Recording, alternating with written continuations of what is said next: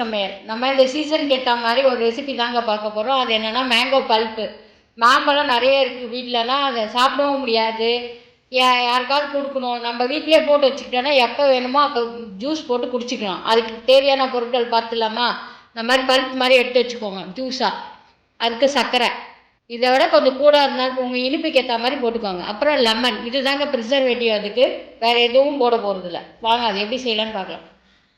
நான் இந்த வானலிலே செய்துக்கிறேங்க, எனக்கு ஈஸியாக இருக்கும். அதனால் இதில் ஊற்றிக்கலாம். பல்ப்பை ஊற்றிடுங்க.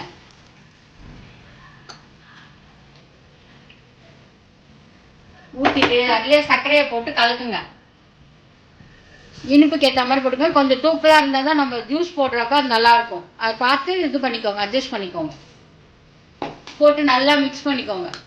கொஞ்ச நேரம் ஹை ஃப்ளேமில் இருக்கும். இப்படி மிக்ஸ் பண்ணிக்கோங்க.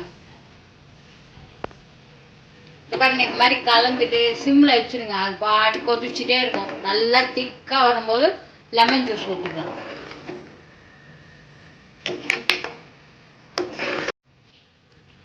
இந்த மாதிரி திக்கானோடனே இங்கே பாருங்கள், போட்டதை விட இது எவ்வளோ திக்காக இருக்கு பாருங்கள். அப்போ லெமன் ஜூஸ் ஊற்றிட்டு உடனே ஆஃப் பண்ணிடுங்க. கொஞ்சம் நேரத்தில் 2 நிமிஷம் அதை மிக்ஸ் பண்ணிவிட்டு ஆஃப் பண்ணிவிடுங்க. ஆஃப் பண்ணி ஆற விடுங்க. ரொம்ப நேரம் விட்டிங்கன்னா கசக்கும். இது அப்படியே ஆற விட்டுலாம். ஆற விட்டு நான் அப்புறம் காட்டுறேன். இங்கே பாருங்கள், இது மாதிரி திக்காக ஆயிடுச்சு பாருங்கள் நல்லா. இப்போ வந்து இதை ஸ்டோர் பண்ணிக்கலாம். இதுலேருந்து கொஞ்சமாக எடுத்து இப்போ ஜூஸ் போட்டு காட்டுறேன். இப்போ பாருங்கள், இவ்வளோ தான் எடுக்கிறேன். அதில் ஐஸ் வாட்டர் ஊற்றிக்கோங்க, இல்லைன்னா உங்களுக்கு சாதா தண்ணி கூட ஊற்றிக்கலாம். இல்லை, நான் ஐஸ் வாட்டர் ஊற்றி நான் உங்களுக்கு ஜூஸ் போட்டு காட்டுறேன். இங்கே பாருங்க, கொஞ்சமாக தான் போட்டேன் நான் பல்ப்பு. எவ்வளோ ஜூஸ் வந்துருக்கு பார்த்துக்கோங்க.